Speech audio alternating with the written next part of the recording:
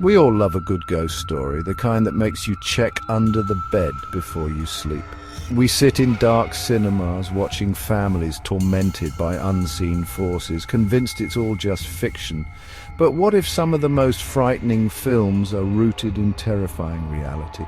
Sometimes the stories that haunt our nightmares are born from real events lived by ordinary people. This is not a tale of ancient curses, but of a family in North London whose lives were torn apart by something they couldn't explain. Their home became the epicenter of one of history's most chilling paranormal cases. Forget Hollywood for a moment. Let's uncover what really happened at 284 Green Street. This is the story of the Enfield Poltergeist, a haunting that still echoes today. It was 1977. In Enfield, North London, the Hodgson family, Peggy and her 4 children, lived a modest life. They had no interest in ghosts, just the usual struggles of a single-parent household. One night, as Peggy tucked her kids into bed, Janet complained her bed was shaking.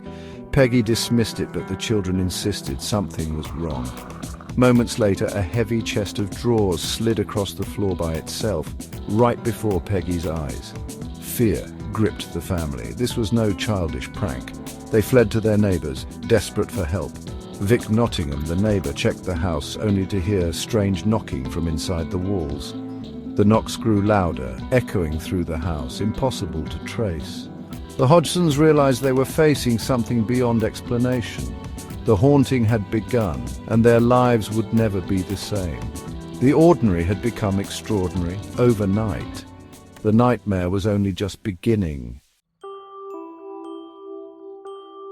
The Hodgsons' terror escalated quickly. Objects flew across rooms, marbles and Lego bricks zipped through the air, and thunderous bangs shook the house at all hours. The family was trapped, helpless and terrified. Desperate, they called the police. Officer Carolyn Heaps arrived, skeptical, until she saw a chair slide across the floor on its own. She checked for tricks, found nothing, and filed an official report. The case was no longer just a family's nightmare. It was now a documented phenomenon. The haunting was real, and the world was about to find out. The Hodgsons' home had become a battleground between the natural and the supernatural. Their ordeal was just beginning, and there was no turning back. The Enfield Poltergeist had made itself known. With police baffled, the Hodgsons grew more isolated and afraid. The poltergeist focused on Janet, the 11-year-old who became the center of the chaos. She was thrown from her bed, levitated, and targeted relentlessly. The family huddled together for safety, but the entity gave them no peace. Desperate, Peggy contacted the press. Reporters arrived, skeptical, until a Lego brick flew across the room and struck a photographer. The story exploded in the media, drawing the attention of paranormal investigators. Maurice Gross and Guy Lyon Playfair from the Society for Psychical Research arrived, determined to uncover the truth. They would spend months documenting the bizarre events, witnessing things that defied explanation. The Enfield case was now a national sensation. The haunting was no longer private, it was public and unstoppable. As Gross and Playfair investigated, the haunting took a darker turn. Janet began producing strange, guttural voices, deep, malevolent, and nothing like a child's. The voice claimed to be Bill Wilkins, a former resident who died in the house. Details given by the voice were later confirmed by Wilkins's own son. The investigators were stunned. How could Janet know such things? Hours of recordings captured the voice, which medical experts said was produced by a rare, painful vocal technique. Yet Janet spoke for hours, leaving her exhausted. Was this a spirit or an elaborate, punishing hoax? The voice of Bill Wilkins became the most controversial evidence of the case. The haunting now had a name, a history, and a terrifying new dimension. The line between reality and the supernatural blurred further. The world watched, transfixed and horrified.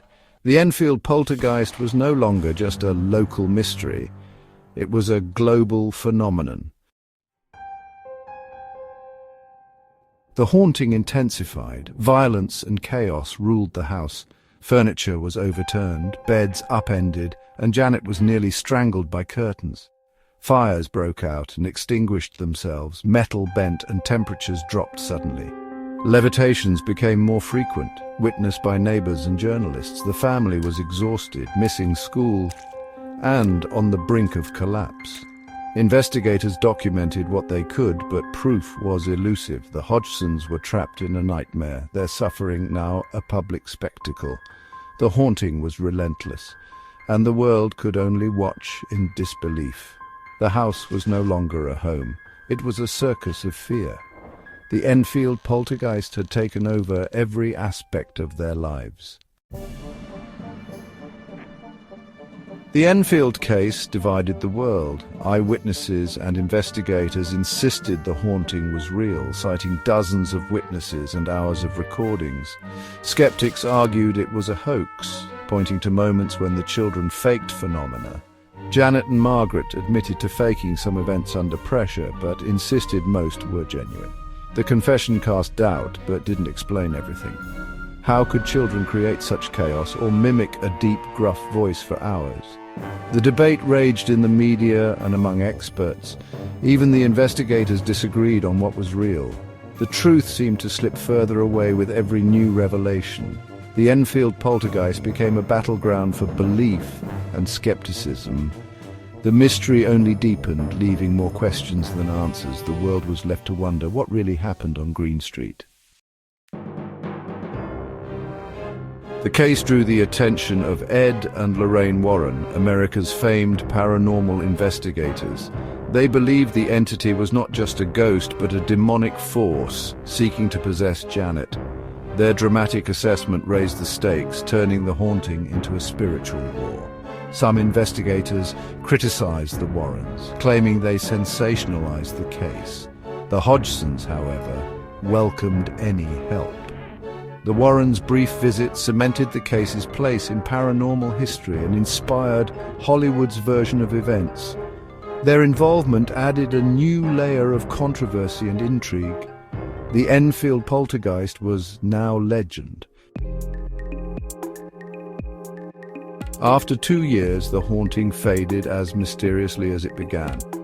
There was no dramatic exorcism, just a slow, quiet end. The trauma, however, lingered, especially for Janet, who struggled with the aftermath for years. The family eventually moved, but the memories haunted them. Later tenants reported strange occurrences, unable to stay long in the house. The debate over Enfield continues. Hoax or history's most chilling haunting? Evidence and confessions blur the truth, leaving only questions. For 2 years, something extraordinary happened at 284 Green Street. Whether poltergeist, demon, or desperate cry for help, the Enfield case left a permanent mark. The house still stands, its secrets intact. The story endures, a warning that sometimes the scariest monsters are the ones we can't see. The Enfield Poltergeist remains one of the world's most haunting mysteries, and some doors, once opened, can never truly be closed.